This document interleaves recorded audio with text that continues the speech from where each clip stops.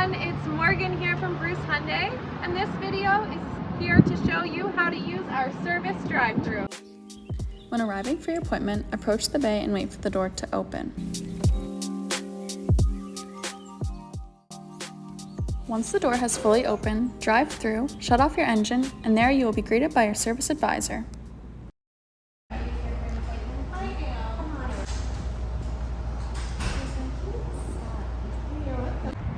Are you dropping your car off the night before? Come on over to our key drop and lift up right here. You'll see we have some envelopes.